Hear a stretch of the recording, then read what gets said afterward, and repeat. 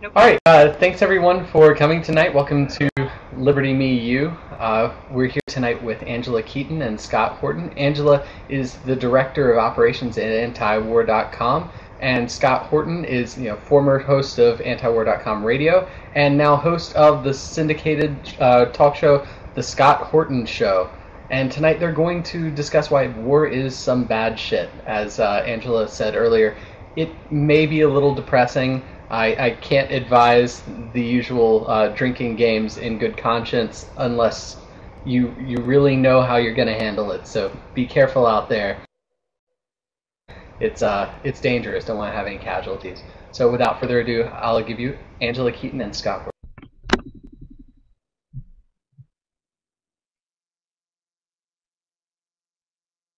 Do you have audio yet? Okay, I guess we do.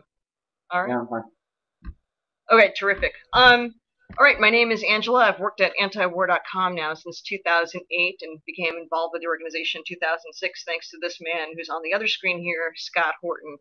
Scott, quick introduction because I want to jump right in with asking you some questions.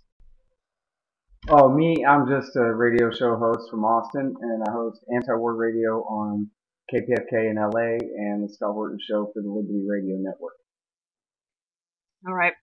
All right, Scott, I think we're going to start at the beginning. Really, I guess I could say I pretty much am the editor of Antiwar.com, even though I got laid off 2 years ago. I do all the work, so I think that counts. Though. Yeah, basically, yes. Well, the thing is, though, tonight, we were talking about this earlier, that, you and I were going to have this conversation tonight, and it's weird because 15 years ago, did you think that you and I would still be doing what we're doing, or there'd be a need for us to do what we're doing? And I kind of wanted to go back to the beginning, and actually you kind of surprised me with the year earlier. You started at the now infamous pirate radio station, Free Radio Austin, in 1998? Right. Yeah, the very end of 1998. And what were the early themes? So... well, I mean, honestly, I was more of kind of a New World Order conspiracy kook back then, like a one world government guy. Even though I wasn't a John Birch Society conservative, I was always a libertarian.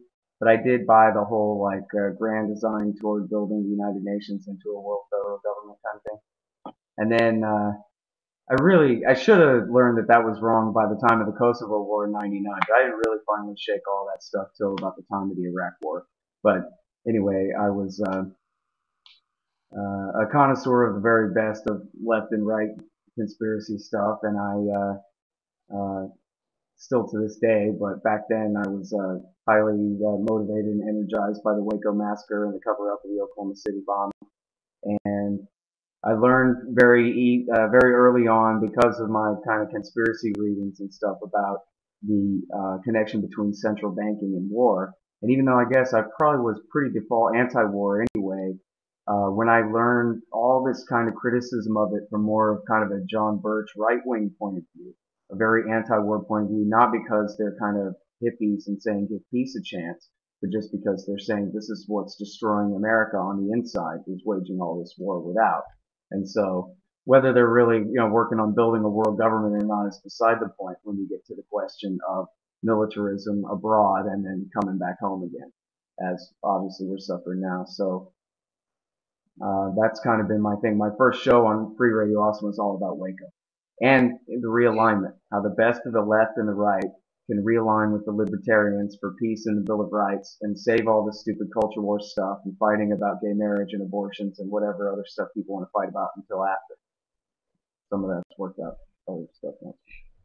Well, I wanted you to do that as an introduction because Waco is kind of a central symbol to kind of why we're still here tonight and why I think we've sort of come full circle with all the horrible things that one could have assumed that would happen if we continued with an empire at home, empire everywhere, because we're under it. And we met because of Waco, and Waco was what changed me from, I was always a standard issue libertarian, but my objective as dominant Jane was really heavy. I was that objective as jerk that no one, people would run from. Waco definitely tempered that instincts in me, but Waco is what made me see some things differently too about the Rothbardian centrality of the war issue, and that's kind of, and then by 9/11, I think both of us kind of ruined perfectly normal lives by going in this direction, and that's kind of why it's like a sad, weird thing 15 years later. We're still sitting here. But I kind of wanted you to go a little bit into the history of different phases of Iraq so we can understand why we're still here and why it's Yeah. absolutely the worst this time. Well, I don't know, Angela. Honestly, like I'm stuck like this anyway. If it was nothing else, I would just hate cops and be a libertarian radio show host about cops or something, probably. But really, definitely the reason that I'm stuck like this permanently with no hope is because of, 11, 12 years ago, and not just September 11th, but just how obvious it was, the way that they announced, we're going to lie to you right to your face for the next year and a half, and then we're going to start a war against Iraq. just, uh, it was just unbelievable. I mean, maybe some of the people watching tonight were too young to remember kind of the way that happened, but they really were, for people paying close attention, it was obvious in the fall of 2001 that they're going to Iraq. So then, the invasion didn't happen until 2003, March 2003. So it was a year and a half of the slowest motion train wreck in the entire world. And, you could have been anybody, as long as you didn't have a reason to want to buy into it and believe in it, then it was obviously the world's worst hoax. And it was obviously going to be an absolute disaster. And, so, that was what really solidified, my turn toward, like, this is what I absolutely have to do. Somebody's got to do it. Somebody has to contradict these people. And I guess I'm pretty good at it, so I try to, for what good it does, I don't know. But, yeah, I mean, the level of dishonesty, and it's remained, but the level of dishonesty in 2002 and 3 is some serious, all-time world historical levels of lies. It's just absolutely beyond the pale. Well, what were some of the popular misconceptions about what people thought the war was about going back now 12 years? What did the average person think? Because this is kind of key to how they were able to do this. Well, I think what the average person thought was that Saddam did it. And, I've talked about this on my radio show a million times because it's just the perfect example. I was a cab driver at the time, and I had a guy in my cab who was a real estate developer and was a millionaire and was like, the Mr. Big Shot at the country club and all this stuff. He was a really smart guy. I mean, he knew a lot of stuff about a lot of stuff. Not just real estate or something. He was a very worldly type of a dude. Millions of dollars and a high education. And I got in the world's worst argument with him. But it was an honest argument. You know what I mean? It wasn't like too mad. And what he just could not get over was, well, if Saddam didn't do 9/11, then why are we attacking him? And I think that really sums up basically the misconception of the American people about the whole thing was, well, come on. I mean, we wouldn't be attacking a country that didn't have anything to do with it. So this country must have something to do with it. And it was really a year and a half, 2 years into the war when Bush finally cornered in a press conference. Someone said, yeah, but what did Iraq have to do with that? And he said, with what? And they said 9/11. And he said, nothing. And there were people across America, by 100 million people, were just dropped their glass and spit milk out their nose and couldn't believe what they just heard. What did he just say? Nothing to do with it.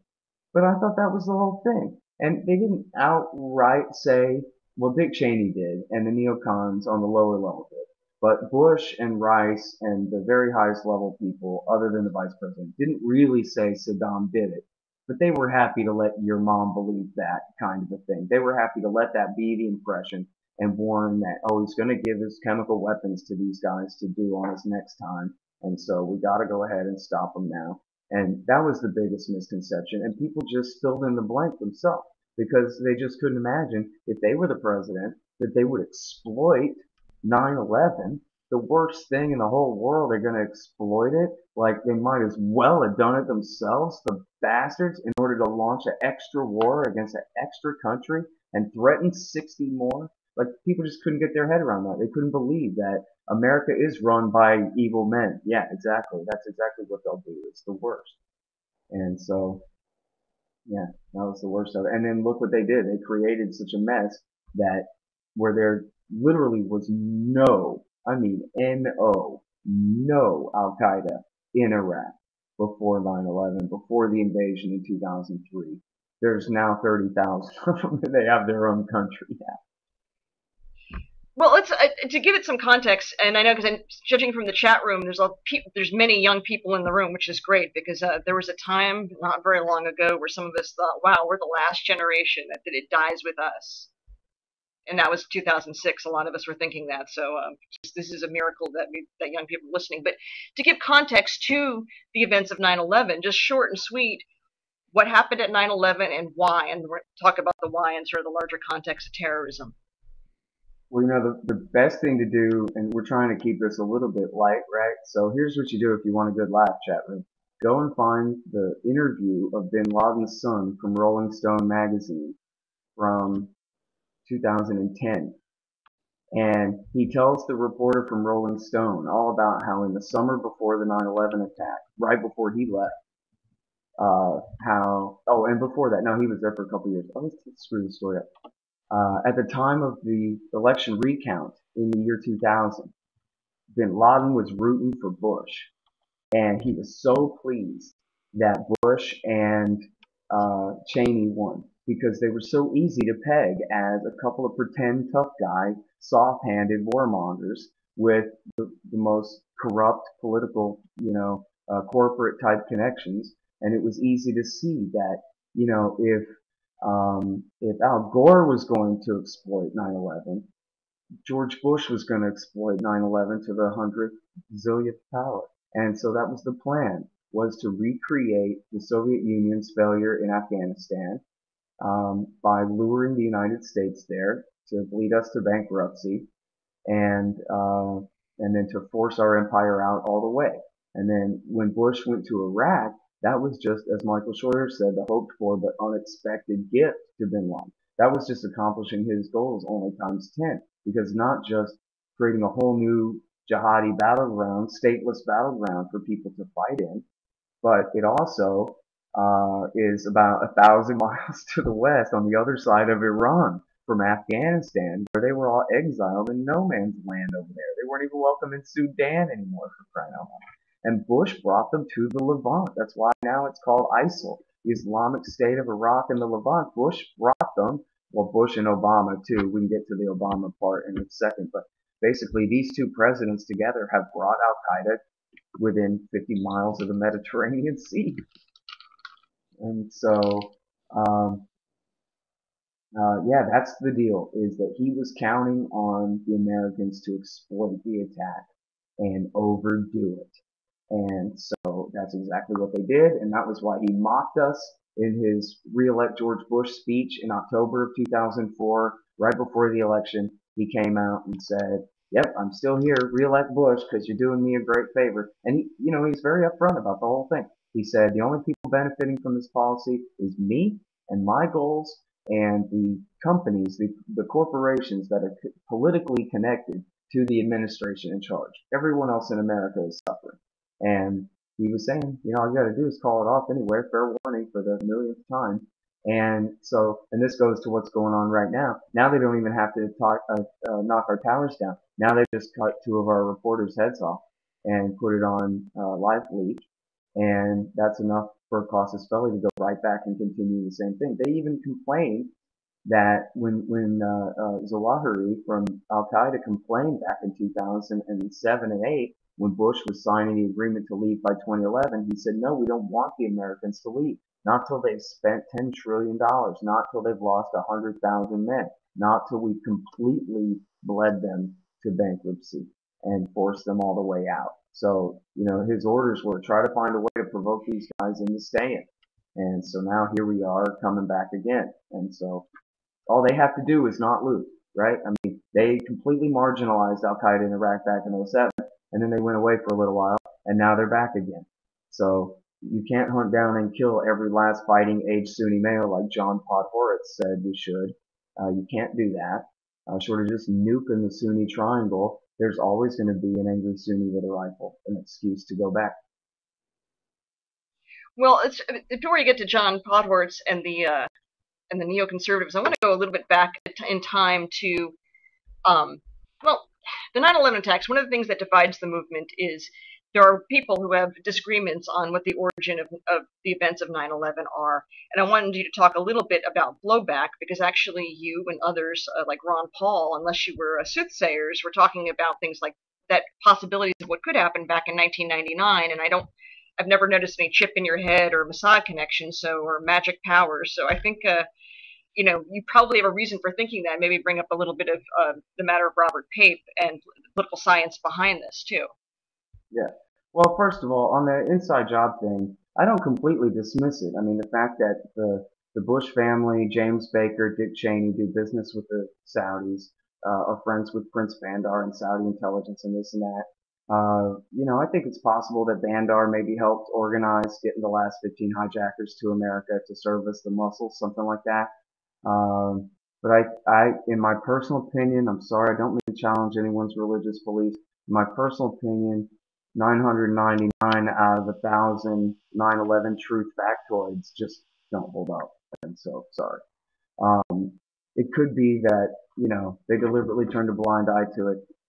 The real point is they might, as far as that goes, is that they might as well have. They exploited it so cynically that, that George Bush and Dick Cheney might as well have butchered those 3,000 people to death with their bare hands, with knives, the bastards, the way that they use them. So that's what I got to say about that for starters. But then secondly, I still remember sitting, at my parents' house reading about Osama bin Laden back in 1996. I mean, they had a subscription to Newsweek, what was I supposed to do? So, they were interviewed back then. And, really the Al-Qaeda's war against the United States started back with the first World Trade Center bombing. And it wasn't really Al-Qaeda yet, because you don't really call it Al-Qaeda until Egyptian Islamic Jihad merged with the Azam group, which was bin Laden's mentor, Abdul Azam. But Abdul Azam told Eric Margolyes in 1989, "You're next, Yankee imperialist." And Eric Margolyes said, "I don't know what you're talking about. Yeah, you're the evil empire after the Soviet Union. It's you, pal." And so this was the group bin Laden took over, and then he merged it with Ayman al-Zawahiri's faction of Egyptian Islamic Jihad. But Omar Abdel-Rahman, the blind sheikh, who him and his guys blew up the World Trade Center the first time, and yes, the FBI could have stopped it and didn't, but I don't think it was deliberate, and it wasn't their plot. It was Islamic Jihad's plot. And Omar Abdel-Rahman was, basically counterpart to Zawahiri, interchangeable with Zawahiri. And the groups came together, formed Al-Qaeda. They did the Khobar Towers attack in 1996 which Gareth Porter, the greatest reporter in the world, has proven for a fact was Al-Qaeda and not Iranian-backed Saudi Hezbollah, which is a fiction of Israel and Saudi Arabia's government's imagination there. And then they did the Africa Embassy attacks in 1998 in Dar es Salaam, Tanzania, and Nairobi, Kenya. And then they tried to do an attack just like the Cole attack, which failed, but was noted at the time, but the dinghy sank. They had it overloaded with too much explosives. And then they did the Cole attack in 2000. They tried to attack LAX in 2000, but a border guard got lucky and nabbed the guy's ass at the Canadian border. So these guys are real guys. These are not all just, ridiculous FBI entrapment stings like we see on a daily basis. There was one just the other day. Did you see it? This girl who was trapped in a chat room into some fake terror plot. These are not all that. They are real people, and they have a real agenda. And you mentioned Robert Pape. There's a strategic logic to suicide terrorism. It's asymmetric warfare. It's just like judo. How does a weak opponent defeat a stronger opponent? Well, you got to outwit him, and you got to use his energy against him. And again, with the recreating the Soviet Union's failure in Afghanistan situation. And so what they're trying to do is provoke America into overdoing it, into basically blowing it. And so for somebody like George Bush and his entire group, they were only too happy to take the bait, basically, to fall for it. But, for people who think that people just, you couldn't have that attack, well, what about all the suicide attacks? Hundreds and hundreds and hundreds and hundreds and thousands, maybe, of suicide attacks in Iraq, waged by Al-Qaeda in Iraq against Shiites and against Americans during that whole occupation. Those weren't all, didn't have a Mossad chip in their head to make them suicide bombers. Arabs are not automatons. They're real people. They have their own, plots, even if you can't understand the language they're conspiring in. And just look at the beheading videos. People are saying that they're hoax videos. Well, there's kind of a hoax in their production, but that's really their decapitated heads at the end of the videos. No doubt about that in the minds of friends and family of the victims there.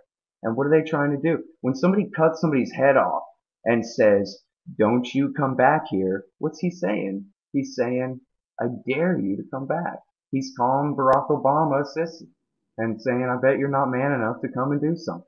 And so Obama has to take the bait. It's as simple as that. Matthew Ho, the former Marine and State Department official, wrote an article at the Huffington Post. It's really good. I interviewed him about it for the KPFK show. It's called "The Beheadings Are Bait."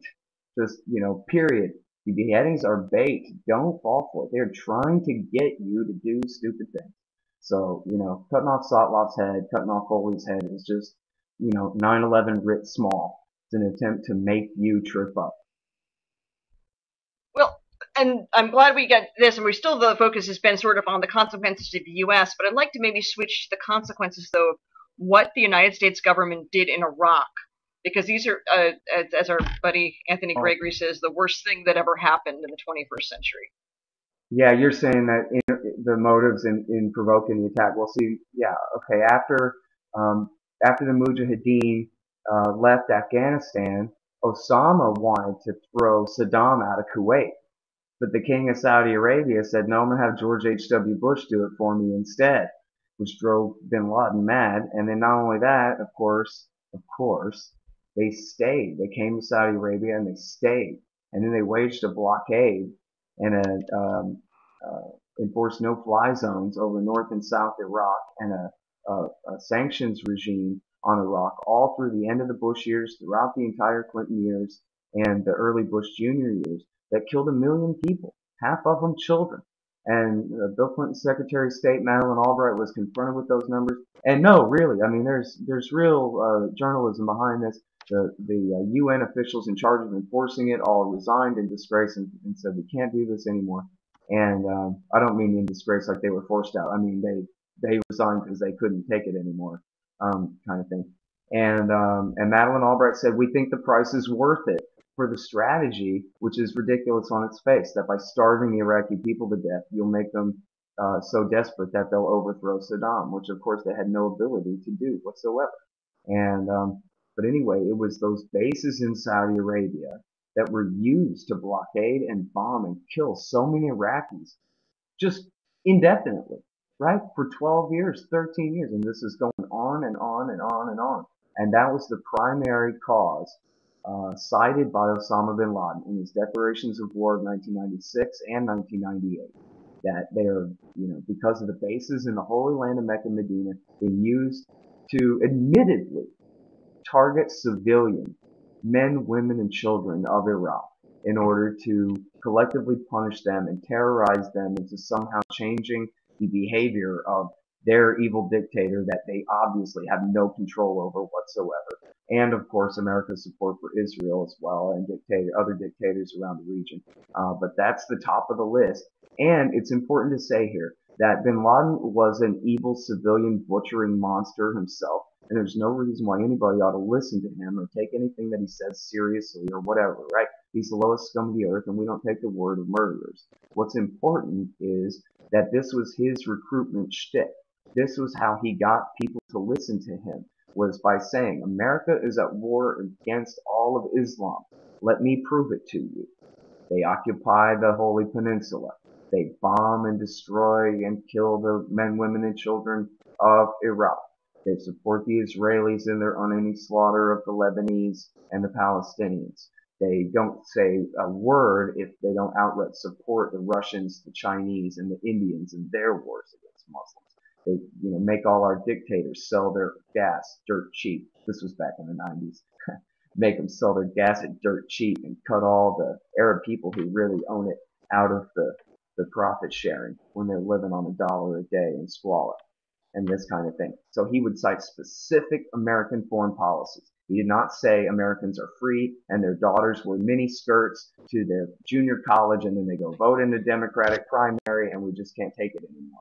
That was never the problem. It was certainly, even if it was his obsession, which it wasn't it was certainly never his propaganda. The way that he got people to join him is he would say, look at the innocent people America kills. It's beyond dispute. It's beyond dispute. Well, what decent person, though, would be for the, blockading medicine to children, or for just, occupying other people's countries with our soldiers, or the occupation of Palestine? Like, that's something that distinguishes a civilized person from a horrible person, correct? Well, yeah, although, I have to try real hard to let my fellow Americans off the hook a little bit. It's mostly out of abject ignorance. And so, but yeah, there's a lot of hard feeling there. You look how willing people are to support an air war. Oh, we won't support a ground war, but an air war against Iraq? Sure. Bomb them all day. See if I care. Wow. What did actually happen in Iraq, though, afterwards is that completely, utterly, the United States government totally destroyed their infrastructure, got rid of their hospitals, their schools. Iraq was a completely functioning country, even though Saddam is a horrible human being, obviously. But we totally destroyed that, and as you've mentioned on the show repeatedly, Iraqi Jews, Yazidis, Druze, and others had protections. Saddam wasn't obsessed with homosexuality. It wasn't as far as that kind of a country, it was not a horrible hellhole. Yeah, unless you cross the Ba'athists. And it's true that the Sunnis kept the Shia down. The Shia basically, and I hope you understand, I just mean this as a metaphor, not in any kind of personal way. But they're like the poor blacks of Iraq, basically. They're the outclass. They were, under Saddam Hussein, the outclass. And so, the place was far from perfect. But yes, you are absolutely right. And it is important to know, it's extremely important to know, that Iraq was not Afghanistan, where it's, the town of Bedrock. And it's just, they never, got out of the 9th century or whatever in the first place, except, when the communists came to town and put up electricity for a little while or something. Iraq was absolutely a wealthy country that their entire infrastructure was built up on, 3 or 4 generations of oil wealth. And, yes, women wore jeans to the university. That's just an absolute fact. And Druze and Chaldean and Maronite Christians and Assyrian Christians, the Yazidis, the Turkmen, and all the other minorities were safe because Saddam had a real monopoly on killing. No one else is allowed to kill but him. That was the rule. And so, they were protected. And, when it wasn't him killing them. And so, honestly, it's a tragedy. 1 million people died by good estimates, Angela, in the war between 2003 and 2010. And that's, the Opinion Business Research and the Lancet and Johns Hopkins studies, would at least leave us in the very high hundreds of thousands. Most of which was people who were Sunnis who were killed in the Civil War by the Shiites backed by America, kicking them out of the capital city of Baghdad, which took a long time and a lot of torture and murder to accomplish. And in fact, if I can say one more thing about it, not that I care either way who rules Baghdad personally, whatever, but just the fact that George Bush changed who rules the capital city of Iraq from Sunni to Shia and who populates the capital city of Iraq from Sunni to Shia like that, that alone guaranteed centuries of further conflict, or, decades and decades and decades of further conflict. Because there are going to be Sunnis across the region who just absolutely will not accept that ever. And yet, how the hell are they going to reverse it? It took the entire Army and Marine Corps to make it that way. So, under what power are they going to change that? I don't know. Say 80 years worth of suicide bombings or something. It could be, that's going to be a major sticking point for a long, long time that Bush changed that balance of power in that way. And not that I'm saying it's in and of itself evil that the Shia are in charge there, but although, of course, the Shia that Bush picked to run Baghdad are extremely evil. Yeah.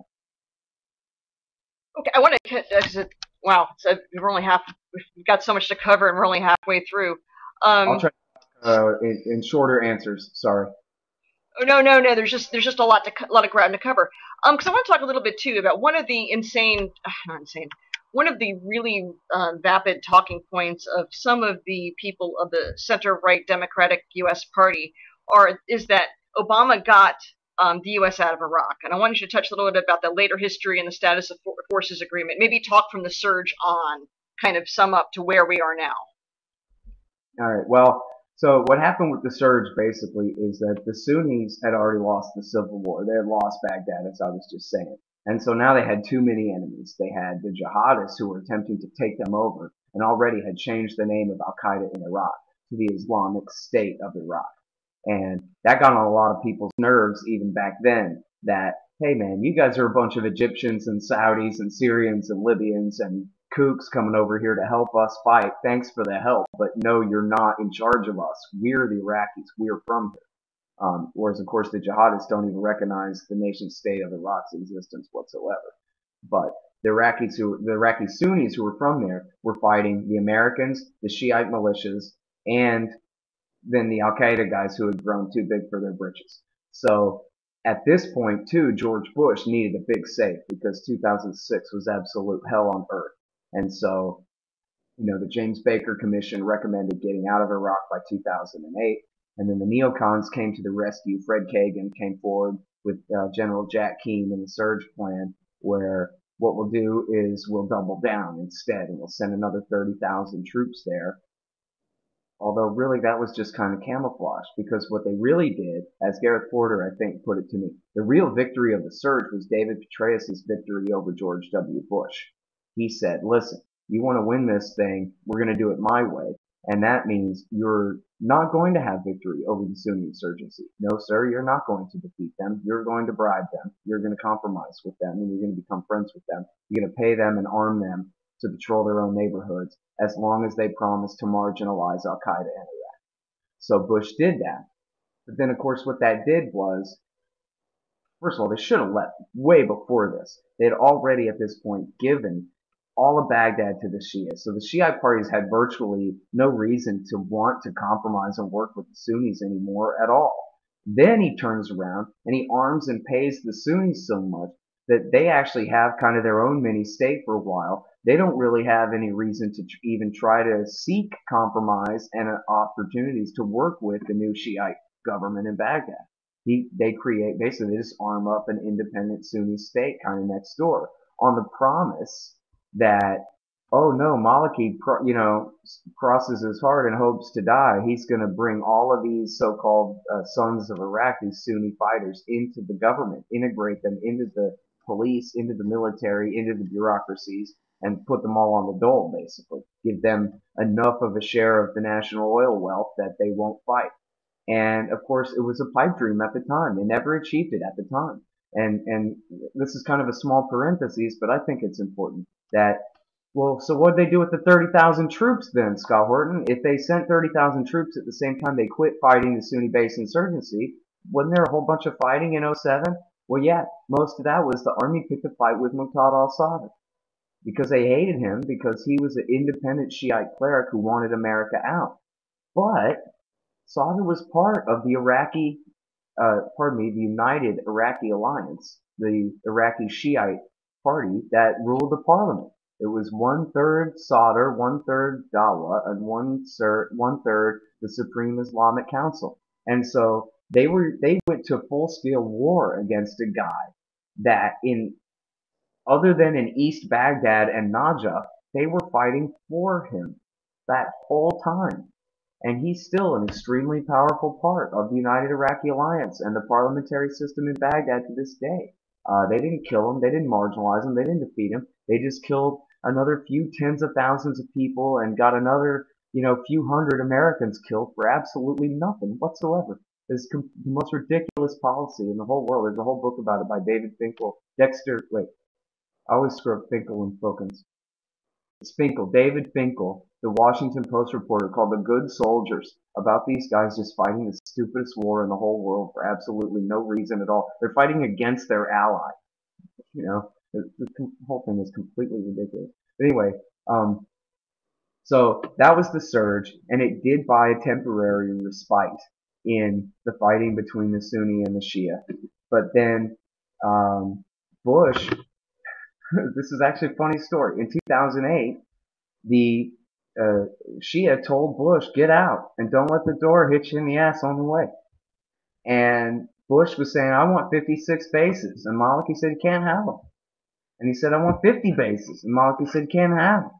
And Bush said, I want 25 bases. Can I get 25 bases? And Maliki said, no bases for you. And he said, well, can I stay and train? We'll leave some trainers in the country to train. And he said, okay, but no immunity. And so, but without immunity, then that means Americans could be prosecuted under Iraqi law, the way they are somewhat subject to Japanese and South Korean law. If they violate, if they commit a crime against a local, they can be prosecuted in local courts. But they're going to be damned if they're going to let that happen in Iraq. And so, no immunity deal, you can't stay. So, but what they did do though, is they backdated it and said, well, leave at the end of 2011. So then Obama, it was on him. He had 2 full years to negotiate a deal to stay. And he tried, although honestly, I don't think he tried that hard. But he did try to get Maliki to give him an immunity deal. And you know what really killed it, Angela, was the heroic Chelsea Manning, who liberated the WikiLeaks. And part of the Iraqi war logs was the story of Americans who massacred this family. And if you have kids in the room, put your fingers in their ears. They massacred this entire family, including shot their infant baby at point blank range. And then they called in an airstrike to try to cover it up. But the airstrike hit the wrong part of the house, and all the bodies survived. And the coroner got the story.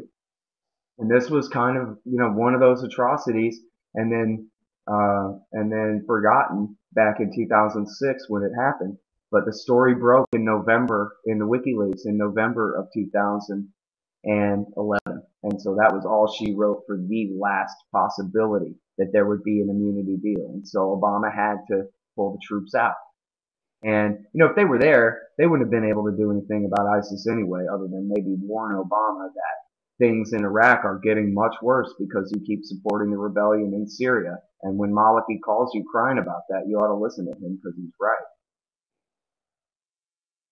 But they wouldn't have been able to fight him off.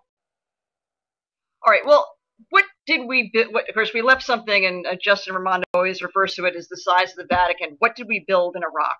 What great investment did we make? Yeah, well, they built this giant embassy, but it was designed back when they still believed all their own nonsense about how great this was going to be and about how we were going to own Iraq forever and we were going to have 56 bases and we were going to dominate the Middle East forever. And so they built this. It's a gigantic white elephant. I mean, you're right, it is. It's the size of the Vatican. And I think Justin says one day it'll be the Museum of American Atrocities. Before too long. Because it's probably not going to last as the American embassy anyway. But yeah, it's just, they did have to pull all the troops out, but they did leave a hell of a lot of spies and mercenaries and Marines just as guards there. But, America really started losing a lot of influence in Iraq by the time they were done winning the Civil War for the majority. Because at that point, they didn't need us anymore. And so at that point, it was just, Maliki in concert with Iran figuring out what they were going to do, including kick our asses out. It wasn't about, America hasn't been calling the shots in Iraq for a long time. Been trying. Okay, and I want to just do about 4 or 5 more minutes on this until I do a little bit of historical context on neoconservatism. But why ISIS now? I mean, and why is Obama saying why? Why is he doing this? What are his motives, and why is this such a great idea?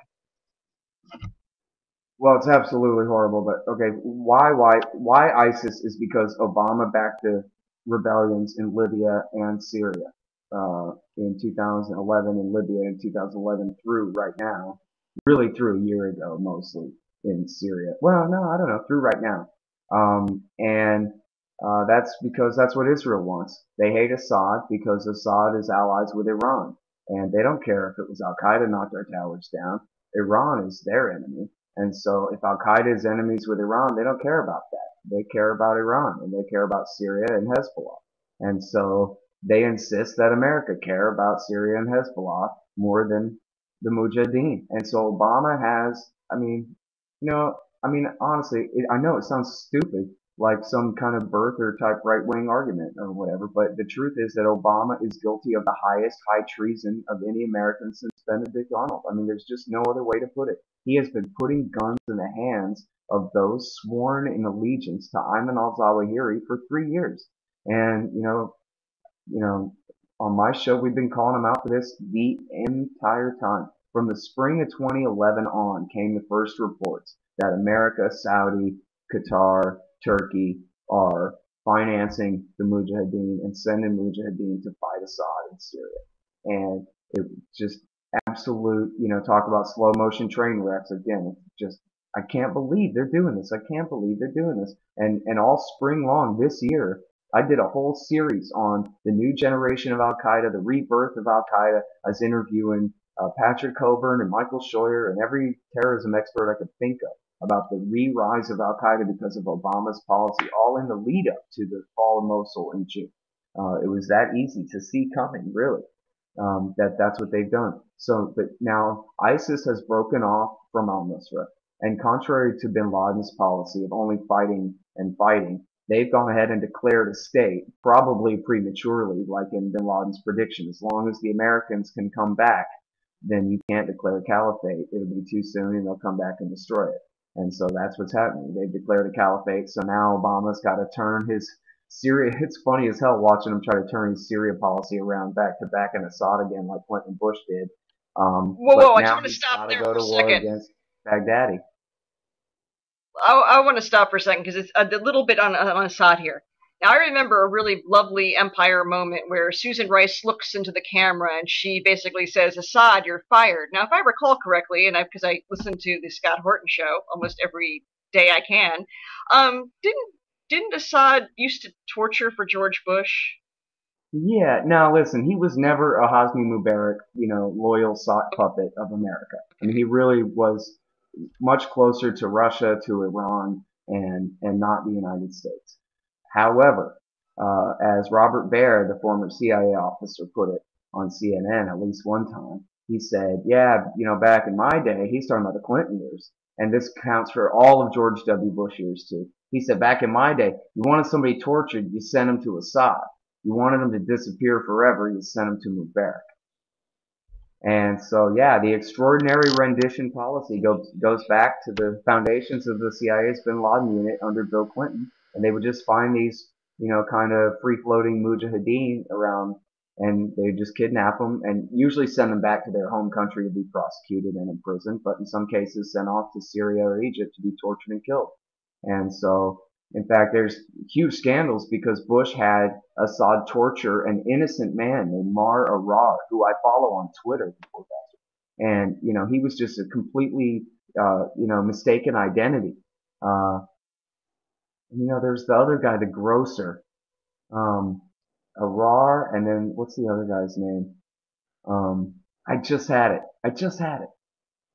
Anyway, I believe there were two different guys that were innocent, mistaken identity cases that were sent to Assad and tortured. And so, and I'm not saying that's the right thing to ally with Assad or work with Assad against these guys, but I'm saying, just like Muammar Gaddafi and Saddam Hussein, if these guys have one virtue, it's that they hate the Mujahideen. They hate the Mujahideen. And our government is overthrowing every dictator with a clean-shaven chin in favor of these kooks.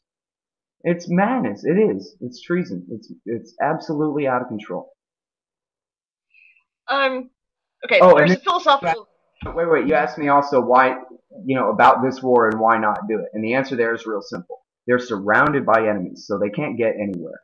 Okay, they've got the Iraqi Shiite government, they've got the Shiite militias, they've got the Iranians, they've got the Kurdish, Peshmerga, and the PKK communists, they've got the Turks, they've got the Syrians, they've got the Jordanians, the Egyptians, the Saudis. They're completely hemmed in, landlocked by everyone who hates and fears them. And they're absolute, ridiculous, ruthless totalitarians. And I say ridiculous because they are absolutely ridiculous. They try to ban smoking. They try to just, completely, dominate the entire lives, like communists, of the people that they conquer. And just like I mentioned in 2006 and 2007, the local Sunni tribal system said, screw you guys, man. This is our country, not yours. And marginalized them and kicked them out.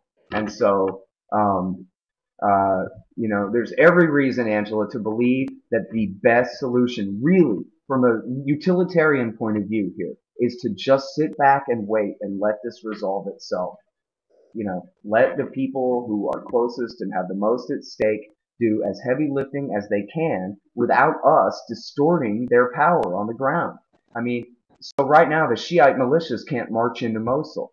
But if we help them march into Mosul, well then what kind of consequences are we going to have from that? This is a city of 2 million Sunnis who don't want to be conquered by a bunch of Shiite militias, who fear these Shiite militias a hell of a lot more than they fear ISIS, who they have every reason to hate. So just don't do it. This is the perfect time for us to stop, because it's so clear that this is all America's fault. And yet these guys, they got 30,000 guys. They've got, get this, I read a Rand Corporation bean counter study that said and he was worried, okay? And he said their annual revenue is projected to be $2 billion. That's B. $2 billion is their annual budget. Okay? These guys make 2 million with an M a day. That's less than the Williamson County, commissioner's court brings in taxes on a daily basis, right? They're like the Khmer Rouge, right? They are a bunch of fanatical, nihilist, civilian butchering monsters. There's no doubt about that. But they just don't have the reach or the power, right? They don't have the ability to be as bad as they want to be, and there's no reason to expect them to get worse, only weaker and weaker from here. So it's the perfect time to stop. And somebody asked, write down all those names. All you got to do, Michael, is just get a map and look at where the Islamic State is now, and then just go counterclockwise. There's the Shiites, the Shiite government in Baghdad, and the Shiite militias behind them, the Iranians, the Kurds in the north, the Turks, and I should do counterclockwise this way for the camera. And then you got the Syrians, the Jordanians, and the Egyptians, and all them down there. And there you go. They're completely surrounded by enemies. So they don't need the North American. The last thing we need is white American Christians coming and turning the whole damn table upside down again. It's not going to help. Well, speaking of nihilist death cults, when I was a little girl, the catechism was that William Buckley threw Ayn Rand and Murray Rothbard out of the Garden of Eden, modern conservatism.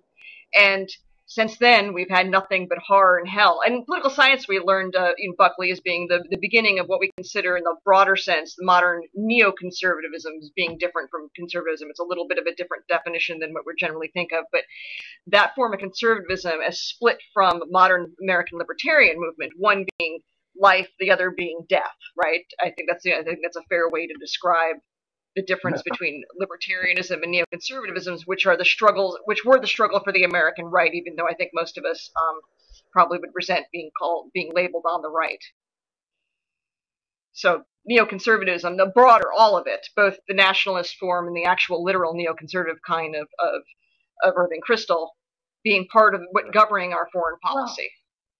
Well, I think the National Review was founded by a bunch of Reds, so it's fair. It's kind of hard, really, to differentiate, the new right kind of in general from the 50s on with the real neoconservative movement that we tend to think of as really getting going at the end of the Vietnam War and through the 1970s and becoming Reaganites by the 1980s. So, but there are different generations, right? The National Review was founded with James Burnham and Sidney Hook and Whittaker Chambers and a few more of these former Trotskyite types. And so, it's modern American conservatism has, as Rothbard, probably wrote it better than anyone, has always been completely tainted by this irrational hatred of the Soviet Union and support for militarism and empire. And it's basically because a bunch of Trotskyites never forgave Joe Stalin for putting an ice pick in his ear.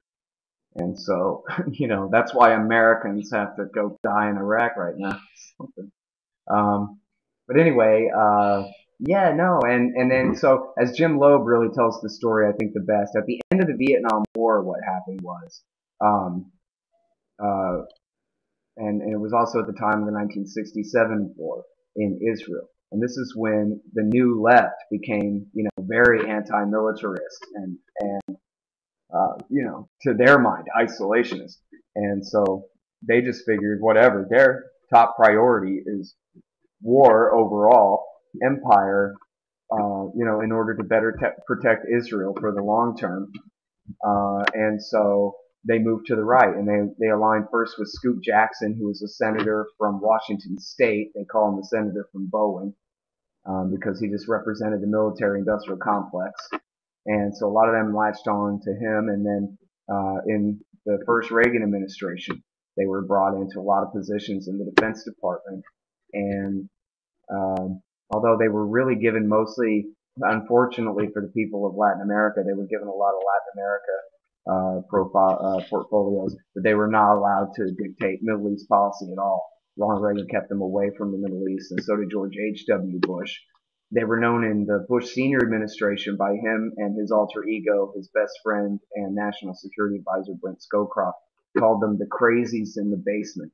And Bush Senior had given Scowcroft explicit instructions: keep the crazies in the basement. They're not allowed to mess around with Israel policy or anything else over there. And but then so they spent the 1990s agitating for war. And they created, really their own establishment. And this is how it works, y'all. You got, 15, 25 think tanks or something, and they all fit in Bill Kristol's right-hand desk drawer, right? That's all they are. It's a piece of paper with a bunch of names on them, and all the, proper documents filed with the proper taxing authorities and whatever. But then you have the Washington Institute for Near East Policy, the Jewish Institute for National Security Affairs, the American Enterprise Institute, the Heritage Foundation, the Center for Security Policy, the Emergency Committee for Israel, the Project for a New American Century. Oh my God. And you can just go on and on and on and on and on. And they just create consensus with, as Jim Loeb puts it, there's a great article by Jim Loeb called All in the Neocon Family about how, everybody is related to each other by way of Midge Decter or something. And so, they all have Thanksgiving together. You have the Podhoritzes and the Crystals and the Abramses are all intermarried and whatever. And so basically, really, really all of the neocons together are approximately, 63 people or something like that. And yet they just, boy, do they have a lot of spots writing for editorial pages of major newspapers and going on Fox News every Sunday morning, and et cetera, and they never stop recommending action. And so politicians never get tired of listening to them and doing what they say, because what they say is never stop. By action, you mean violence. All right, let's just be clear on that. We mean violence. And I just want to do very, very quickly, because in polite discussion, kind of the way certain things are to be brought about, we have to, people have to be very careful, because people get easily confused and they get conspiratorial. Basically, the matter of Israel is this: it's the longest, harshest modern military occupation of a country, and what Israel does is horrible and disgraceful. And if you do not believe in justice and from Waco to the West Bank, there is no point at all in doing what any of us do any day, every day. This is a total waste of time, because if our whole goal in libertarianism is to knock a few cents off your taxes or to, have freedom to choose whatever light bulb you want, this was a waste of time. So that's why that's why we talk about Israel. It has nothing to do with conspiracies, religion, ethnicity, or any other nonsense. It's about brutality. It's about human rights. The Palestinians, what is happening in Palestine is an absolute disgrace and tragedy. And the U.S. will be remembered horribly, and not just for the whole empire, but specifically the support and the brutality of what goes on there every single day. I absolutely agree with that. And honestly, I think, no, I totally agree with you. But just like I was saying earlier, and not that this counts as a free pass, because they don't really have any excuse. But the reason most Americans are so bad on Israel is because they don't know anything about it. And their basic impression is that poor little Israel is this tiny little strip of land surrounded by enemies, besieged and attacked all the time. But in fact, they're just wrong. They don't realize that what they need to do is zoom in closer. What they're describing is the Gaza Strip, tiny little strip of land, besieged, surrounded on all sides by enemies, and constantly attacked and terrorized. And it's the Israelis who are the terrorists. And The fact that people have a narrative that's easy to remember and re-explain doesn't make it true. The fact of the matter is that Israel has no real enemies. Hezbollah can repel an attack from them, but Hezbollah is no offensive threat to Israel's north.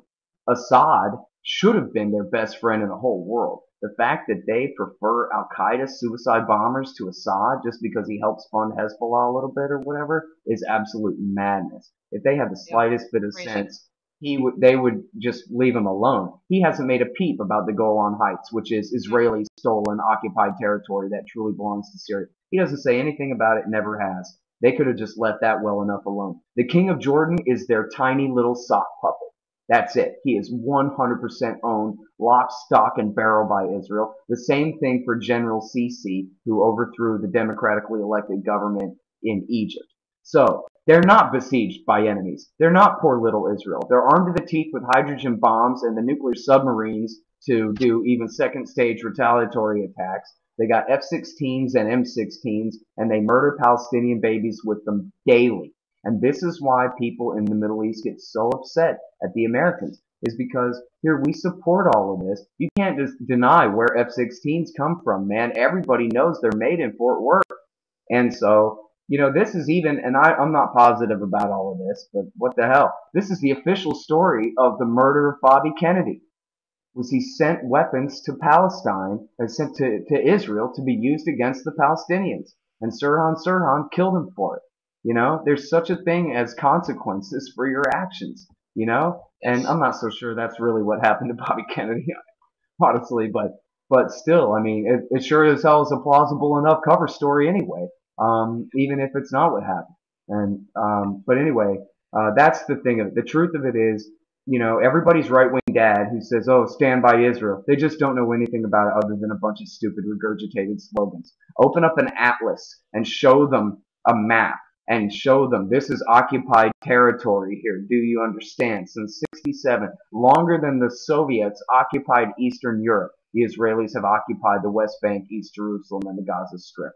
They're under a foreign totalitarian martial law. The Israeli government tortures their children. Tortures their children. And it tortures, and then here's the whole conspiracy. If you kill people's children, they're going to hate you forever. That's blowback. That's terrorism. That's why things are horrible, because we do horrible things overseas with the money that they steal from us, and there's no getting around that.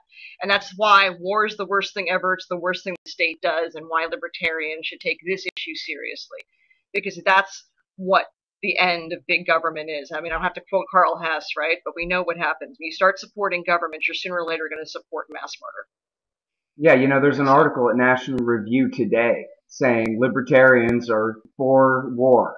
And he cites Rand Paul, who cites Caspar Weinberger, that noted libertarian anti-interventionist Caspar Weinberger, Ronald Reagan's Secretary of Defense, and Rand's support for attacking ISIS now, or the Islamic State now, and says, see, libertarians, you should listen to us libertarians. We're adults. We're for war, just like all you big tough grown-ups at the National Review. Pay attention to us. See, we're warmongers. Just look at Rand Paul, he said. And so, we have a lot more wind to shout into. I think, Angela. I don't know. We're not done yet. It's funny. And, in the libertarian movement, there are only a couple things you can really unify people on. Thank God we can unify people on the issue of cops, right? Yeah. And the drug war. And cats. But beyond that, though, it's really hard to get a consensus on the most important issue. Though, honestly, I've seen very, very little pro-war propaganda among libertarians right now. I'm not seeing that. But I do see some great things I do want to promote here. Come Home America is a great compendium with everything from Ron Paul to Ralph Nader. All the greats are in there. We Who Dare Say No to War, edited by Tom Woods and Murray Polner. This is a history classic, all great stuff. Why Peace? Literally every libertarian and leftist and old rightist you can think of who's ever been against war is in Why Peace. And tonight I'm going to sit and quietly brood and read this, which is put out by Students for Liberty and the Atlas Network, which are libertarian groups, and lots of libertarianism in there. So anyway, Cool. Hey, wow. can I? So have we just? Cool. Hey, Wow. can I? So have we just? Oh sure. Yeah. Okay. No one's gonna cut us off. We won't stop. Oh, yeah, we are out of time. Let me just say real quick. Okay. There's a great thing at antiwar.com. It's a reprint actually of an interview that Rothbard did with Reason Magazine back in the 70s. But if people will just search our anti-imperialist heritage, Murray Rothbard, you'll find that at antiwar.com. It's really, really great. And then of course Rothbard also wrote War, Peace, and the State, Wall Street, Banks, and American Foreign Policy. And I don't know if this one is so much talks about foreign policy, but it's still my favorite, and that's Left and Right, The Prospects for Liberty. If people have never read those, that's my favorite Rothbard. I hope they'll read. All right. And Rachel and others are suggesting The Brothers by Stephen Kinzer. It's on the pod. I haven't read it. Okay. All right. Anything we have to do to close out? Is Matt around, our producer? I don't know. Yeah, I don't know. Did anybody else have any questions? Anything you wanted to ask me? As long as we're staying over, I don't mind if anybody had anything to say. We didn't really... Here comes it's too important. Okay. Here we go. Hi, I'm having some lag problems maybe, so I may freeze up here, but I do have questions over here in the questions tab. I have a ton of questions. I'm going to pare some of them down because there are a lot of repeats. Let's see. Marcella asks, are moderate Muslims condemning? Yes.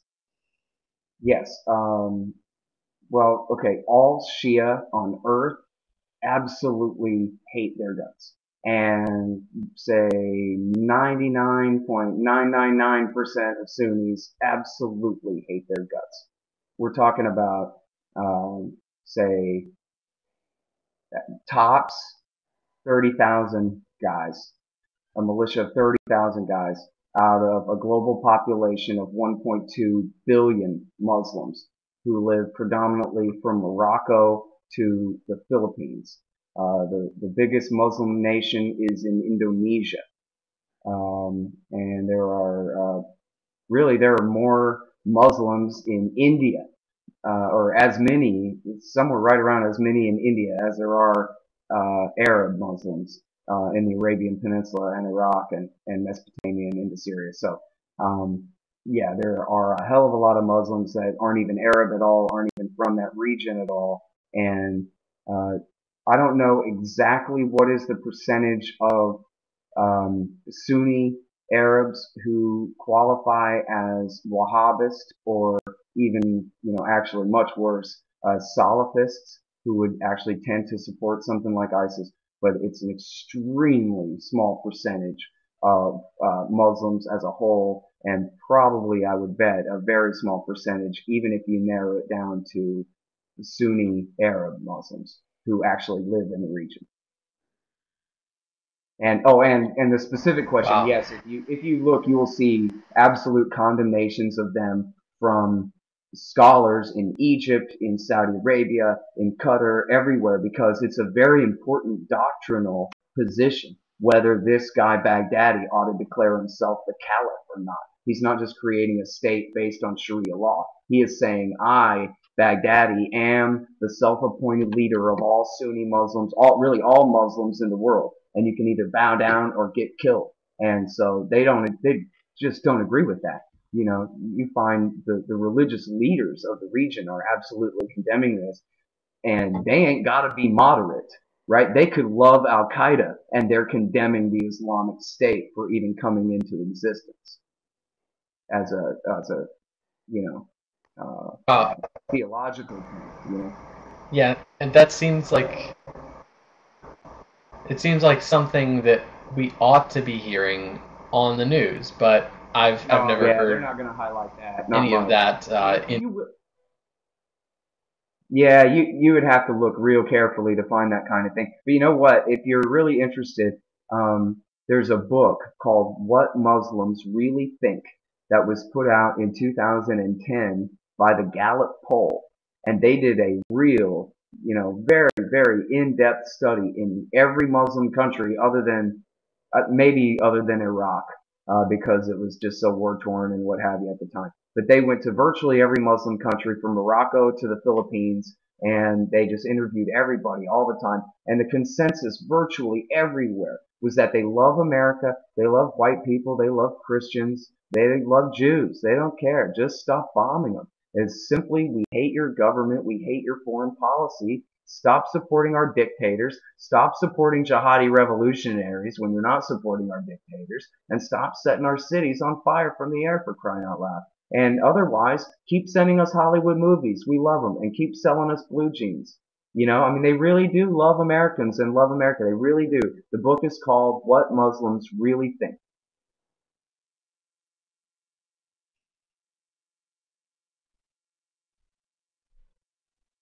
All right, our next question is from Antoinette Spacco. She asks, after all this, can America extract itself?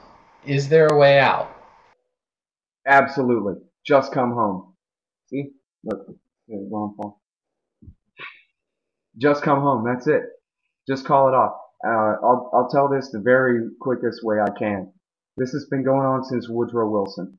A president gets us into a war. There are terrible consequences from the war. And then the next president says, oh my God, we've got to go and solve this problem from the last war. And then they go and solve that problem, and then they go solve another one and another one. So because of Wilson's intervention in World War I, not just because of World War I, but because of Wilson's intervention in World War I, it led to the rise of the Nazis in Germany and the communists in Russia, and the British and the French took over the entire Middle East, created Palestine, drew the Sykes-Picot line between Iraq and Syria that's being dissolved right now, etc., etc., etc. Increased the size of the British Empire a million square miles.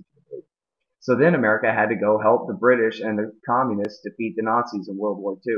But then that helped build up the communists so much because they conquered all of Eastern Europe, and they helped put Mao in charge in China. And so now we had to have a gigantic Cold War against them, including backing the Mujahideen in Afghanistan, including overthrowing the government of Iran, which just meant that, of course, once the people of Iran overthrew him back and put their own guy in power, that we had to support Saddam Hussein in order to contain the Iranian Revolution. But then Saddam got too big for his britches, so we had to support we had to bomb him and occupy Saudi Arabia, which just turned our Mujahideen friends against us, knocked our towers down. So then we go bomb, blockade, invade Iraq again.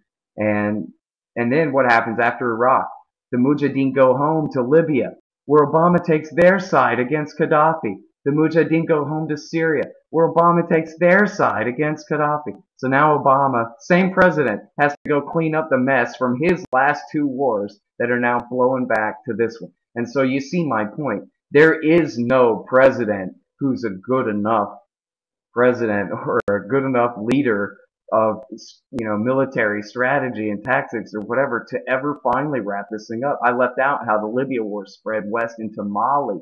In the Western Sahara Desert, they had a giant war, and spreading down into Nigeria even. At some point, you gotta just stop. You're not the one fixing it, America. You're not helping. They say Colin Powell had the Pottery Barn rule. It says if you break a pot at the Pottery Barn, you have to buy it. You own it now.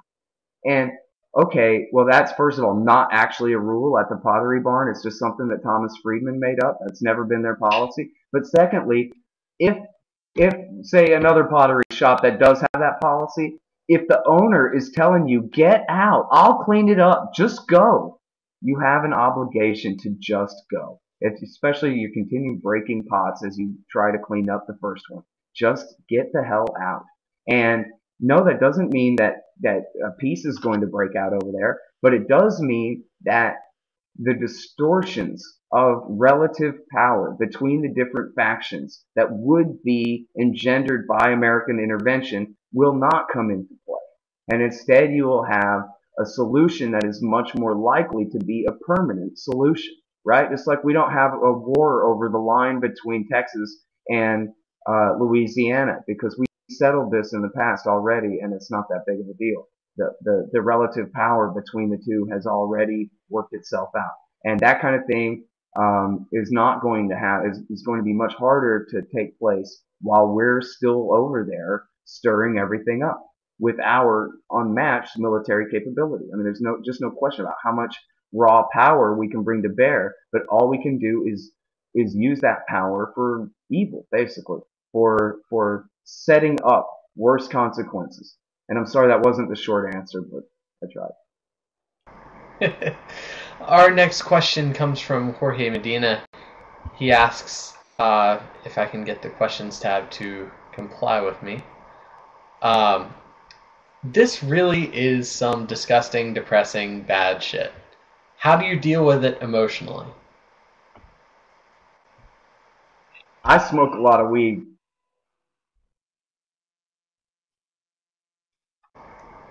Good answer. Yeah.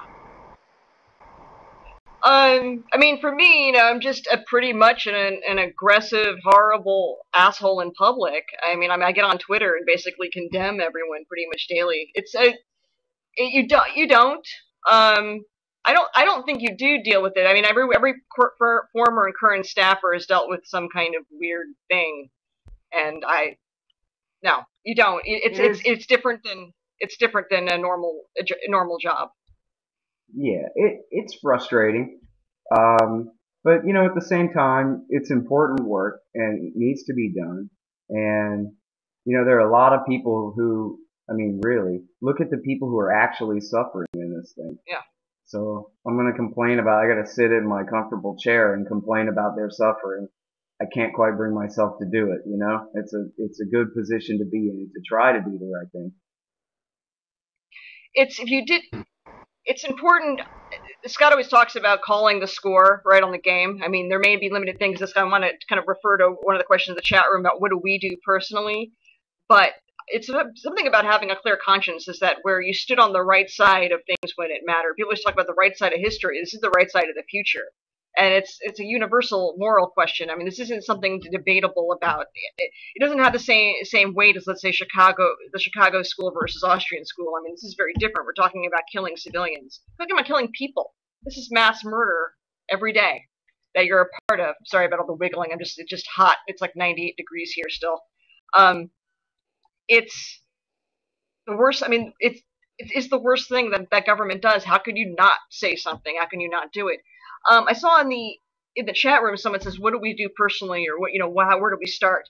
The thing is to stop thinking like libertarian activists and start thinking like normal people, and that means doing normal people things. You go and talk to your non-libertarian friends about the war, and you don't tell them about our secret agenda about vending machines with heroin in for 7-year-olds, even though that is obviously part of our plan. They can find that out later. Right now, you talk about the simplest things. And you appeal to people at their level where they are. You figure out who you're talking to and try to answer concerns. If people are concerned about national security, you talk about blowback. You talk about having a lighter footprint. You talk about a more constitutional foreign policy. Now, is that something normal? It comes normally to an anarchist? No. I'm not trying to sell people on anarchism. I'm trying to sell people into not killing others.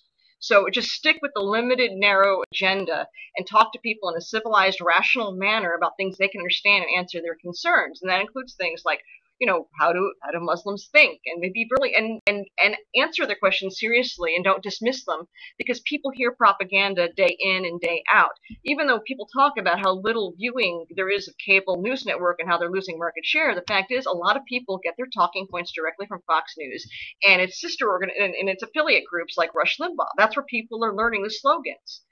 So you have to come up with the answers and not think of it in such a way that we're selling the entire libertarian package. But mostly that you have to talk to people who aren't part of the libertarian world. And that means you go to religious groups, you go to wherever your cultural festivals are, you go to shopping malls, you go to the library, you go where people actually are, and you talk to them about the things that matter and find what the common ground is first. Now, I hate to use that stupid cliche, everyone's libertarian about something. That's probably not true, but you should be able to find a connection to someone and then work from there, and that's how you do it. It's not the way we normally think about how we sell libertarianism to people, but it's too important. I mean, that's why you don't bring the whole package with you. They don't need to know about our particular strange theories on all sorts of things, from raw milk to our sexual habits. They don't care. People don't really want to know about that. They want to not be afraid of of, Muslims on flying carpets coming down and shooting them with magic Arab rays, which I think is what a lot of people think. I mean, they're that ignorant. I mean, they don't realize that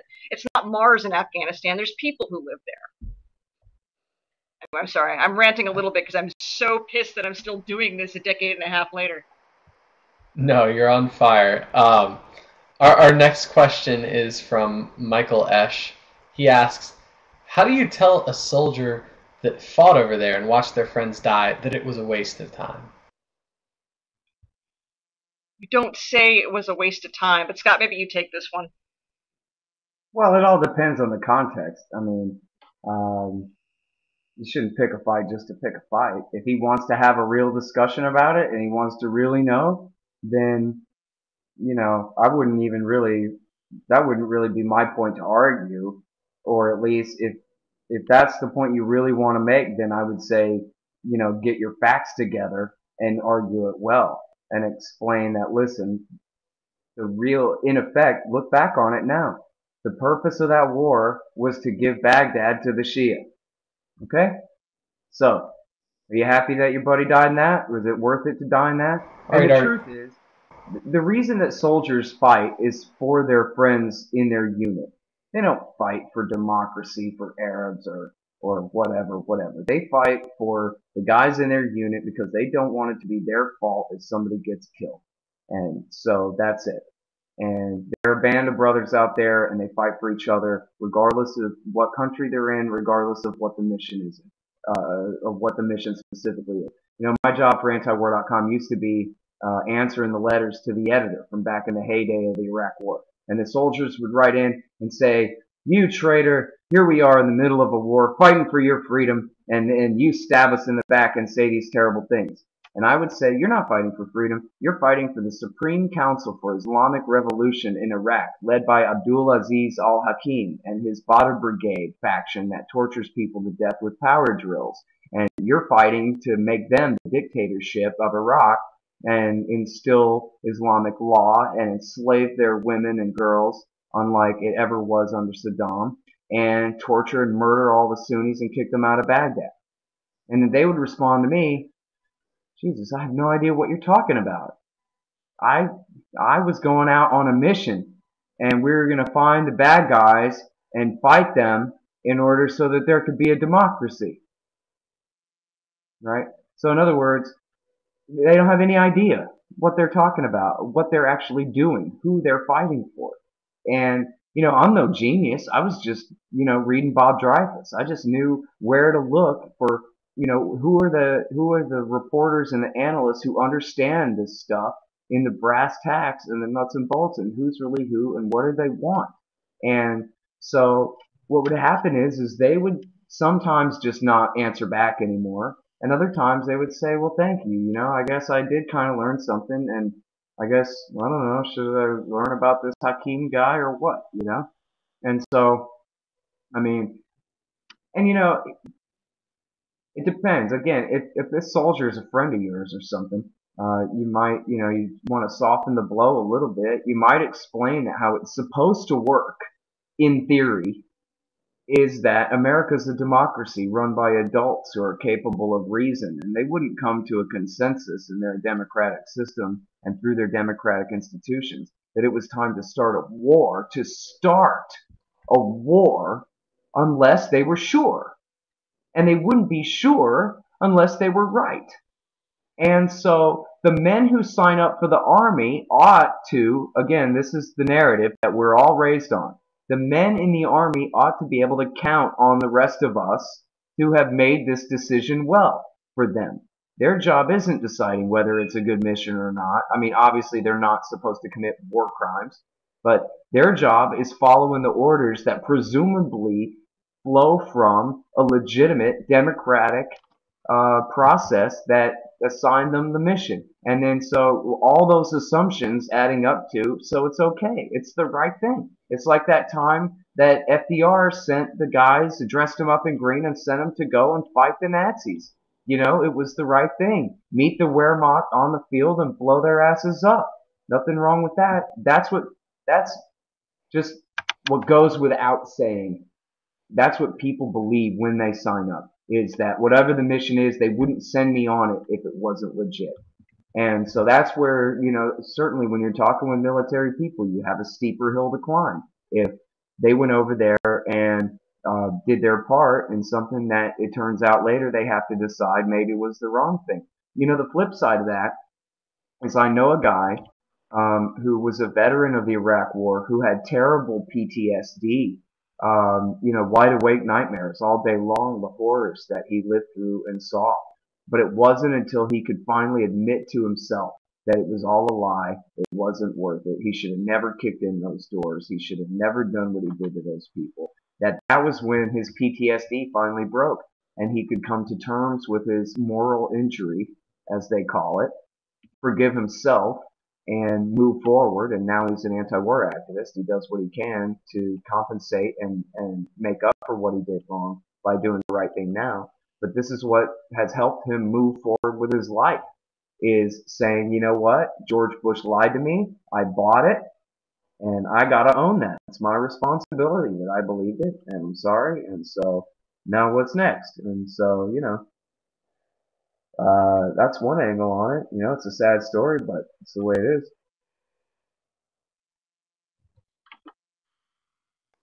Our next question is from Lucy Steigerwald. Lucy asks, Hi, Lucy. the only thing more common than libertarians disappointing me on war is their disappointing me on Israel. What do you do when people dispute facts? It's a nice country, see? Secular.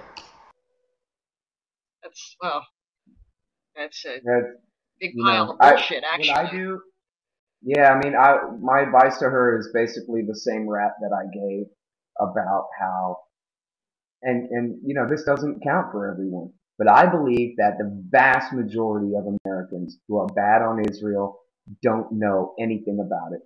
And that, I've just seen it with my own eyes. It's true for me, as well as it's been true for other people right in front of me before, where I say, go and just put it in Google Images and go look at a map for a moment, okay?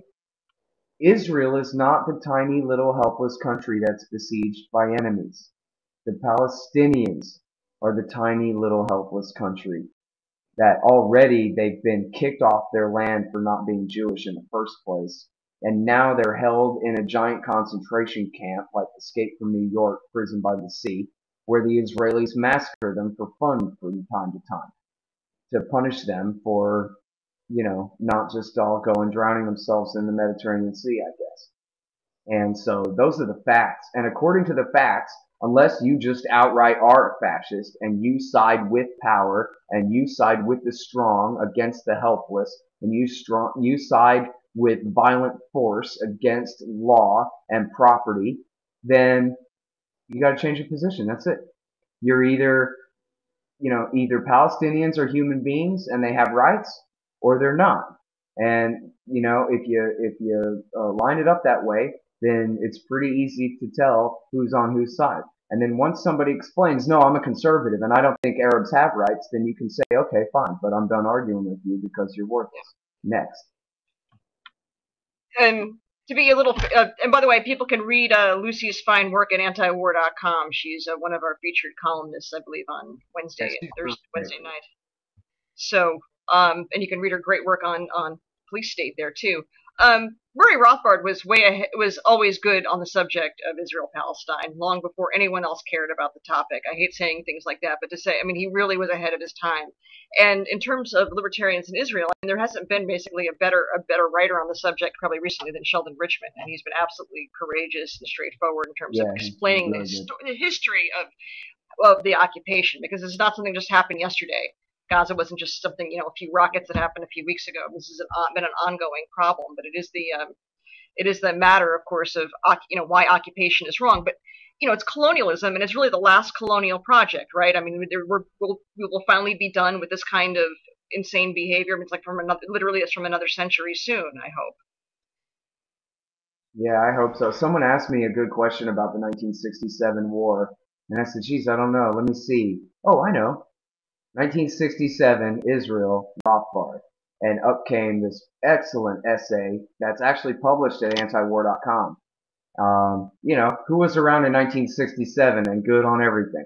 Rothbard.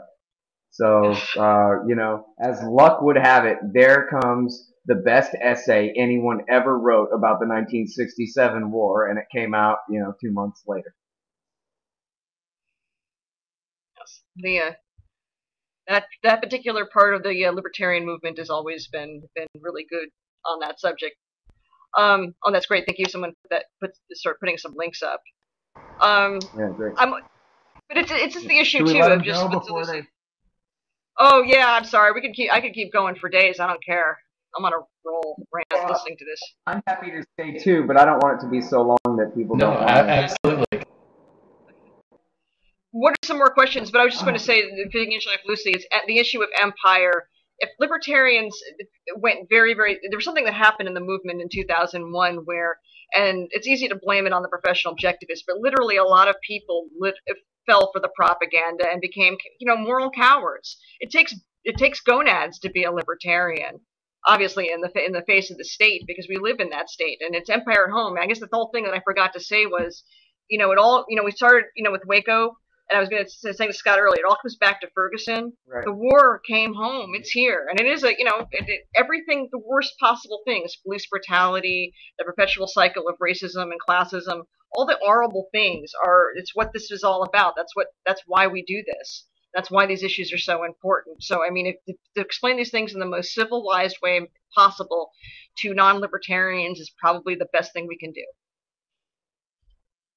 Right, yeah, absolutely. And by the way... Oh, sorry. Go ahead.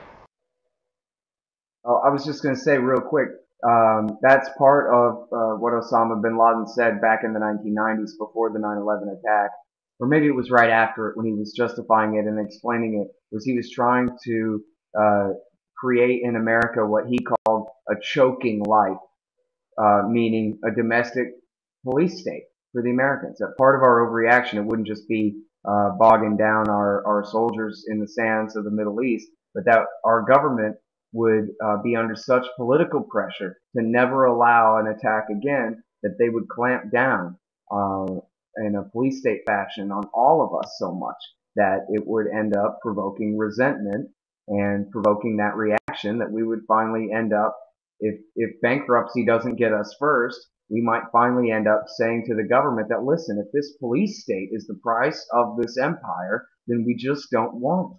And so that is another part of what he was trying to get us to do. Create a Department of Homeland Security, pass a Patriot Act, unleash the NSA, you know, create a TSA, take off your shoes and stare at your socks and stay in line and don't say a peep. And you know, they said that the motive was because how free we are is why they attacked us. But instead of saying, well, screw you guys, we're going to stay free anyway, they adopted the attitude, well, we're going to have to get rid of the freedom then. And then that way we can keep all our troops in Saudi Arabia, you see. All right, well, that wraps it up for our questions for the evening. I'd like to tell people what's going on this week here at Liberty.me EU. Tomorrow night we actually have Sheldon Richman. The Future of Freedom Foundation is moving. I'm sorry to interrupt, but Joe said he had a question. Joe actually had a statement in the questions tab. He said it's ironic how much the Jews ended up following in the Nazis' footsteps. That's a bit overstated. Yeah, I could see why. I think. I think it's very important when we're having these conversations to avoid saying things like that. Even if we do say, you know, the Israelis followed in the Nazis' footsteps. Well, that's a little bit hyperbolic, maybe. But even just if we can make the case against what the Israeli state is doing without comparing it to the Nazis and getting all distracted by that, I think we have. On the other hand, it's a fair comparison. The way that the people in the Gaza Strip live to the way the Jews in the Warsaw Ghetto lived. I mean, the reason, the whole thing about whatever's law where you're not ever allowed to bring up Hitler, I think is, goes too far. I mean, it's actually a perfectly apt, and Godwin's law, thank you, Lucy. It's a perfectly apt analogy to compare the Gazans to the Jews of the Warsaw Ghetto. Now, maybe that doesn't exactly make the Israelis on the outside the same as the Gestapo, but tell that to some lady who just buried her entire family a few weeks ago because the Israelis felt like slaughtering them in the most uneven fight probably since World War II and Nazi war against civilians. So it's pretty damn bad over there, and yes, you're absolutely right. Everyone must always differentiate between members of a religious or an ethnic identity versus the politicians who rule any particular state. But I think it is absolutely fair to compare the victims of Israel to the victims of the Nazis, at least. Yeah. Tomorrow, we're actually going to have Sheldon Richman, who you mentioned just a few moments ago. He's going to be giving a talk on the 100th anniversary of the great state crime, World War I, and he'll be discussing that tomorrow evening. The Future of Freedom Foundation is going to be doing a monthly webinar here at Liberty.me U, and that starts tomorrow. On Wednesday night, Cal Molinay is going to be starting his monthly show, which is going to be called Fight the Matrix. He's going to talk about anarchy and how we can get there, how you can answer questions about anarchy, or how you can ask your own questions to him about it as well. And Thursday we actually have two classes at 2:30 p.m. Eastern. Jeffrey Tucker will start his 9-session course on the life and times of Ludwig von Mises and his work, and that's going to be excellent. And then at 8 p.m. Eastern, Roderick Long is going to give a talk on virtue ethics and libertarianism. So we're going to have a great week here at Liberty.me U. Hope to see you all back here. Thanks so much, Angela and Scott. This has been amazing and informative, and we hope to have you back. Thanks so much. Y'all take care. So much. Good night. And thanks to all you guys for listening and watching. Appreciate it. Yeah, we really appreciate it. Thanks, everyone. Take care.